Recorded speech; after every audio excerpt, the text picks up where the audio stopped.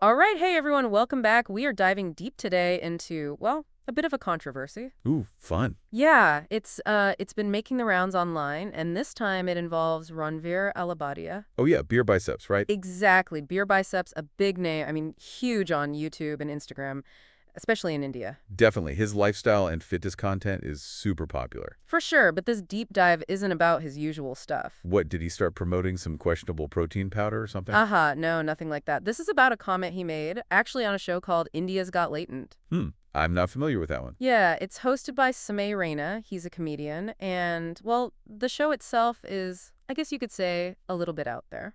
So, what happened? Did Allabadia crack a joke that didn't land?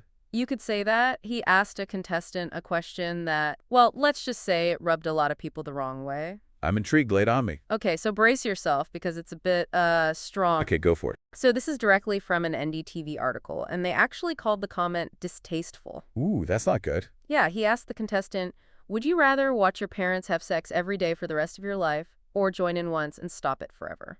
Wow. Yeah, I see why that raised eyebrows. Yeah, it's definitely not your typical lighthearted humor. Definitely not. And I can imagine that kind of comment would be even more sensitive in the Indian context, right? Like, family and respect for elders is a huge deal. Right, exactly. It's like not really a topic you bring up casually, let alone joke about on a public platform. Yeah, big cultural difference there. So, what happened after the comment went out? I mean, what was the reaction like? Well, to say people were outraged is an understatement, and we're not just talking about angry tweets here.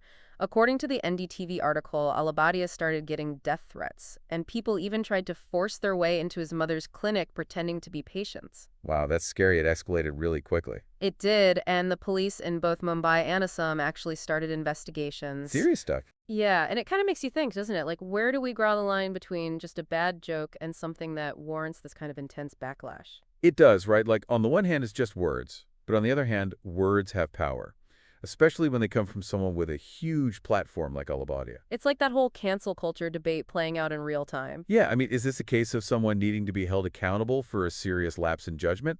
Or are we, as a society, maybe a little too quick to jump on the outrage bandwagon and cancel someone for, I don't know, maybe just being immature or trying to be edgy? And that's a question that the Sunday Standard article really dug into. They brought up some interesting points about that whole idea of cancel culture.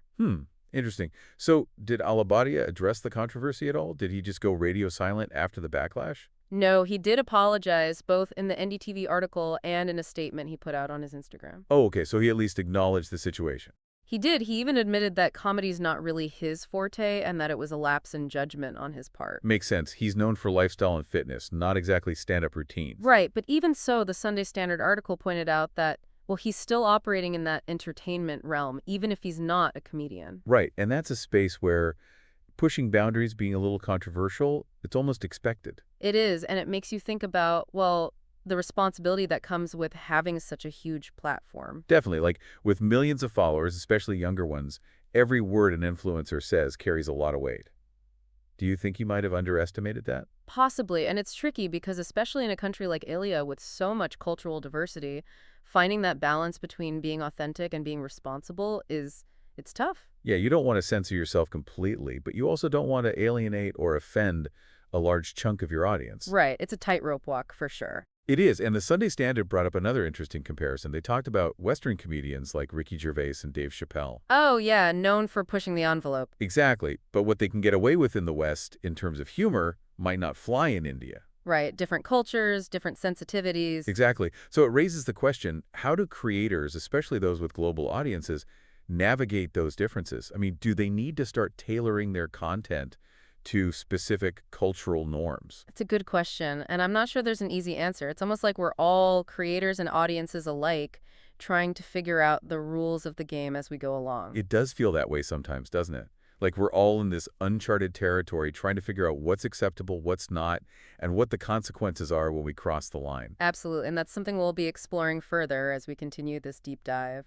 Looking forward to it. Because this controversy, it's not just about one comment, is it? It's about much bigger questions about online culture, freedom of speech, and the responsibility that comes with having a platform and a voice. Exactly. And it's about figuring out how we as a society navigate these increasingly complex digital spaces. And that's why we're here, right? To unpack it all and hopefully make a little more sense of it all. That's the goal. So stay tuned because we're just getting started. This whole thing with Alabadia, it really makes you think about cancel culture.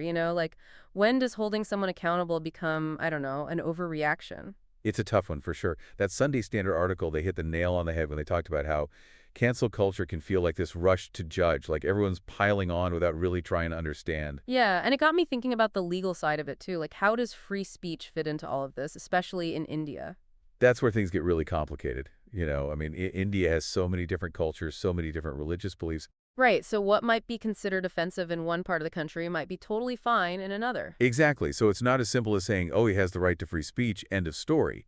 There are laws in India against hate speech, against inciting violence. Right, and those lines can be pretty blurry sometimes. They can. So even though freedom of speech is a fundamental right in India, it's not absolute. It's like you're walking a tightrope, blindfolded, one wrong step, and boom, you're in trouble. And with the internet and social media, it's like that tightrope is 1,000 feet in the air. Seriously, because a comment that might have stayed within a small group before can now go viral in an instant, reach millions of people, and spark outrage on a global scale. It's crazy how things can escalate so quickly online, isn't it? It really is, and it's like the internet has become this giant echo chamber where opinions just get amplified and amplified until it's impossible to know what's real and what's not. It can be, for sure. And it's tough to have a nuanced conversation online. Everything feels so black and white. Yeah, and speaking of those echo chambers, it's interesting how differently this controversy has played out on different platforms. Oh, how so? Well, I mean, yeah, there's been a lot of anger, a lot of people calling for Allahbadia to be canceled, but there's also a significant chunk of people defending him. Oh, really? What are they saying? They're saying he made a mistake, he apologized, and that should be the end of it. People make mistakes, we all do. It's true. We're all human and no one's perfect. And that's why it's important to consider all sides of the story to understand the context. Exactly, because public opinion is rarely black and white. There are always shades of gray. And that's what makes this situation so interesting, so complex, right? It's not just a clear-cut case of right and wrong. It's not, and it brings us back to that idea of influencer responsibility. Right, like Allahbadia with his massive platform, he's navigating this minefield where every word he utters is scrutinized, dissected, and often taken out of context. It's like they're living under a microscope, isn't it? Every move they make, every word they say, it has the potential to become a headline, a scandal. It does, and I can see why some influencers might be hesitant to speak their minds freely, to be themselves. Because one wrong word, one misstep, and it could all come crashing down. But then again, if they're constantly censoring themselves, are they really being authentic to their audience? Right, it's a tough balance to strike, that authenticity versus responsibility, especially when the internet is waiting to pounce on any perceived misstep. And it's not just about protecting themselves either. It's about protecting their audience, especially younger, more impressionable viewers. Absolutely, they have a responsibility to consider the impact of their words on millions of people. Exactly. It's like they're walking this tightrope, trying to be true to themselves while also protecting their audience from potentially harmful content. And knowing that the internet is right there, ready to judge their every move. So in this case, it seems like Alabadia, he might have taken a misstep, but he didn't just ignore the backlash. That's true. Both the NDTV article and his Instagram post, they both mentioned his apologies. Right. He didn't just brush it off with a my bad. He owned up to it, acknowledged the hurt he caused. Yeah, he even talked about using his platform more responsibly in the future, which is a good sign. It shows he's willing to learn from this. He did, which I think is important, but it also raises another question. Are apologies enough in situations like this?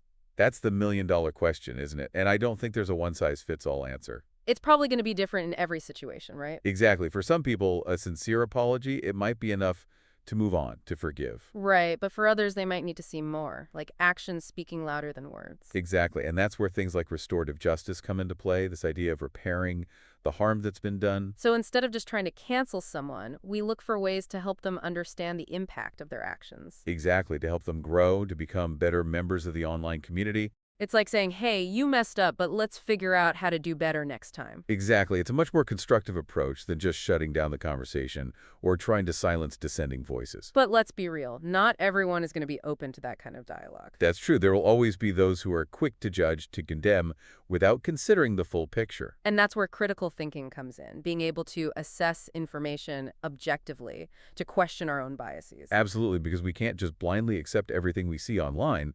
We need to be critical consumers of information. It's like that saying, don't believe everything you read on the internet. Right, and in this case, it's not just about believing or disbelieving.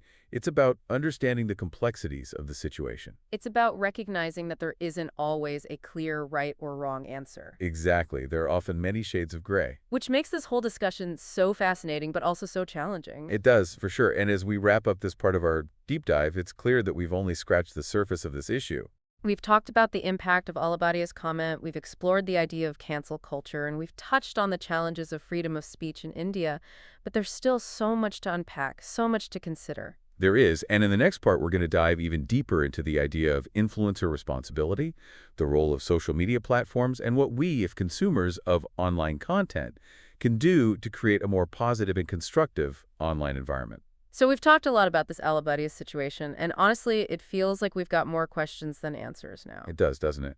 It's like we're all trying to figure out the rules of the game while we're playing it. Exactly. And that brings us to, I guess, the big question, where do we go from here? Like, how do we navigate this whole online world where one comment can cause such a massive explosion? Right. Well, I think understanding that the internet, especially social media, isn't just some neutral space is key. What do you mean by that? Well, it's a powerful tool, right? It can amplify the best things about us, but it can also really bring out the worst. Oh, I see what you mean. Like with the Allahbadia situation with his millions of followers, the internet just amplified everything. Exactly. And it makes you think, do influencers really understand the weight their words have? I mean, some probably do, right? But I'm sure there are plenty who are, well, still learning. Yeah, and this whole case really highlights how important awareness is. It's not just about watching what you say, it's also about understanding that your words can have consequences, even if you're just trying to be funny. It's like they need some kind of crash course on digital responsibility before they get handed the keys to these huge platforms. Right. Imagine if platforms like YouTube and Instagram actually offered resources and training to their creators. That's actually a really good idea. Right, like workshops on how to create content ethically, or even just understanding cultural differences around the world. I love that. It's like being proactive instead of just reacting to these controversies after they blow up. Exactly. And it's not just about protecting the creators either. It's about protecting their audiences, especially younger viewers who are more impressionable. So it's like everyone has a part to play, right?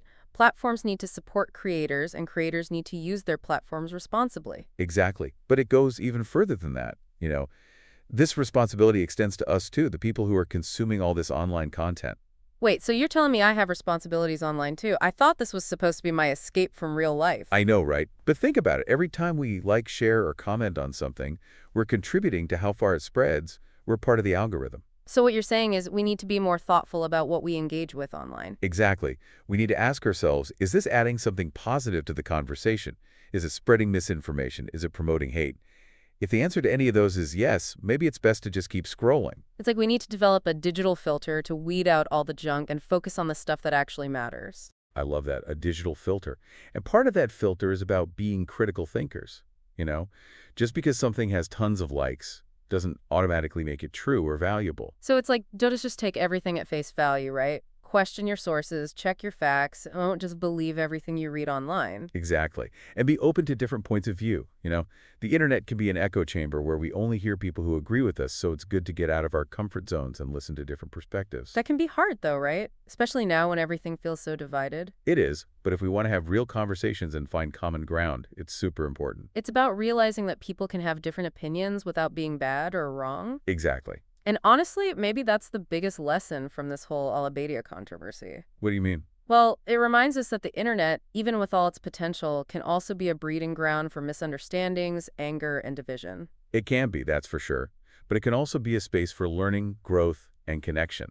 And it's our choice which side we want to contribute to. That's a good point. Do we want to add to all the noise and negativity, or do we want to be part of something positive and constructive? Well, I know which side I'm on. I'm all about those constructive conversations. Me too. And I think most people, deep down, want the same thing. I agree. We're all just figuring out how to navigate this crazy new world together. And hopefully, with a bit more awareness, empathy, and maybe a healthy dose of that digital filter you talked about, we can make the internet a little bit better. One like, share, and comment at a time. Well said. Thanks for diving deep with us today, everyone. It's been quite the roller coaster of a conversation, and we hope it's given you some things to think about. We'd love to hear your thoughts, too. What are your takeaways from all of this? How do you handle the ups and downs of the online world? Let us know in the comments. And until next time, keep exploring, keep questioning, and keep diving deep.